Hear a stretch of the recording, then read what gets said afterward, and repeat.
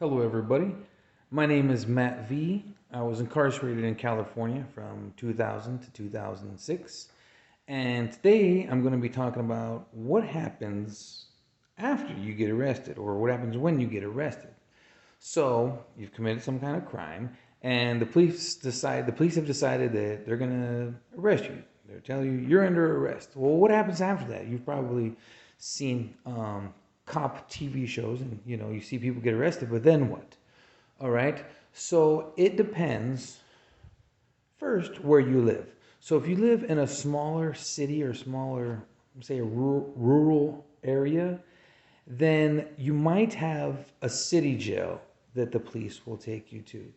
And so a city jail is going to be a smaller, I want to say establishment, a smaller facility that is kind of for temporary holding. So let's just say you get arrested because you were drunk in public, just for example, something pretty minor. You didn't hurt anybody. You weren't drinking and driving. You were just drunk and kind of walking around or whatever, and they arrested you for that. Okay, if you go to a city jail, they might decide that okay, your crime is not that serious.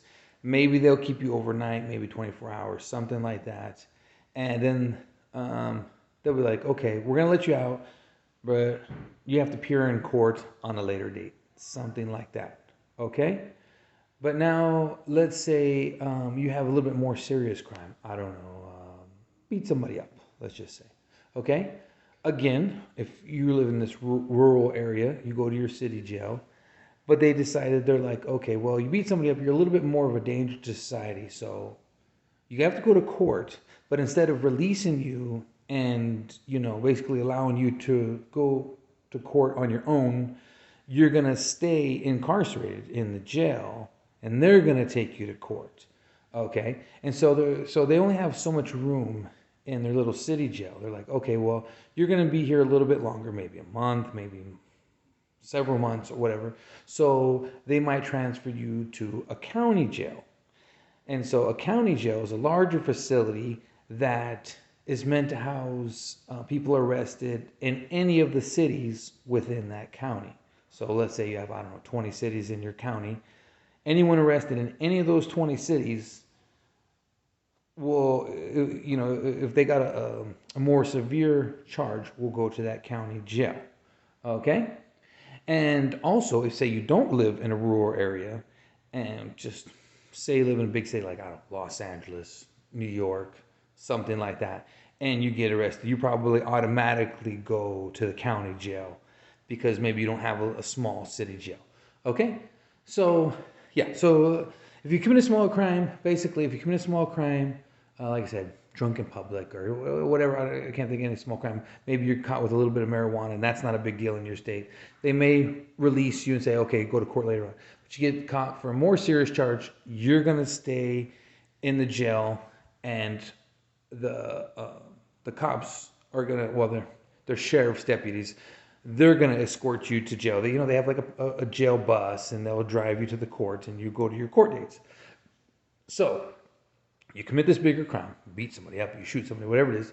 They take you to county jail, okay? And now you got to go through processing. And processing is one of the first things they do. They got to make sure you don't have any weapons. So one of the first things they'll do is strip you down, totally naked. Remember, this is important to know. Once you get arrested, all your rights, or most of your rights, go out the window.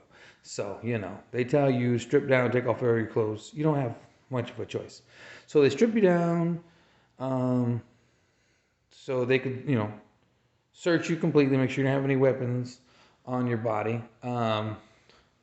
Some jails may do more of an invasive search. They may tell you to squat down and cough to make sure you don't have anything in your anal cavities, or they may check under your lips and mouths, make sure you don't have any razor blades in there. They're checking for all kinds of weapons. Okay, so they take all your civilian clothes off, and now they're going to give you jail garb, and the colors vary, probably between jail to jail, city to city, state to state.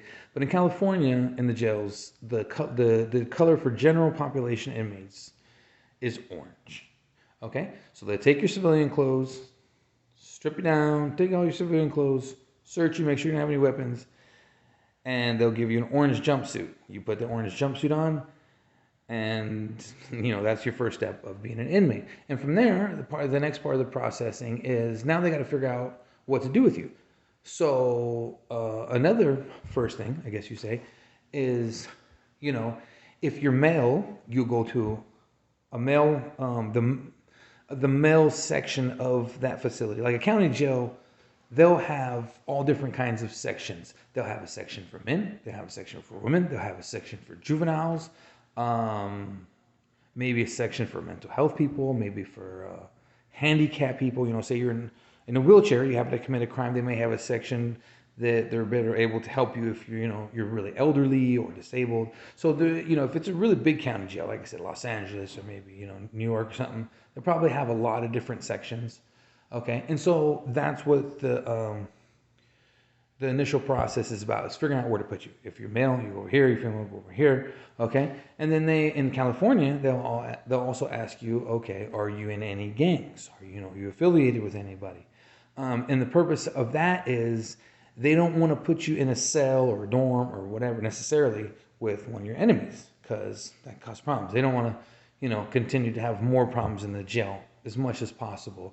So, let's say you're black, for example, and you're like, oh yeah, I'm from this Crip gang.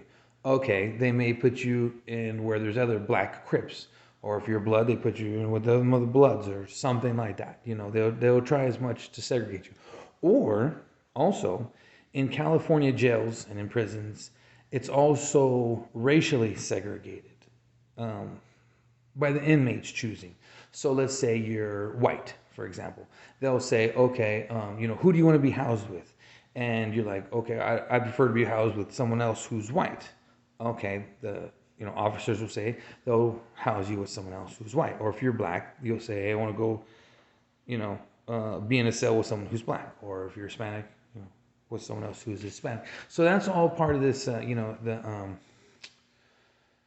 intake process. I think that's the actual, if I remember correctly, that's the actual term they call it, the intake process. So you come in, they got to figure out who you are, where you want to go.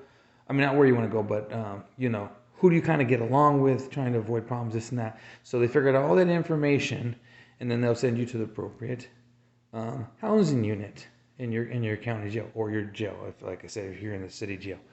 And then from there, you wait. And there you wait, since you are the property of the city, kind of, not the state yet, because you're not in prison yet. You're still kind of the property of the city, or you're, because you're waiting trial. You're waiting to go find out if you truly are guilty or not guilty or whatever, But anyhow, because they're incarcerated, they have to feed you. And so, you'll start to get meals, generally 3 times a day, breakfast, lunch, dinner.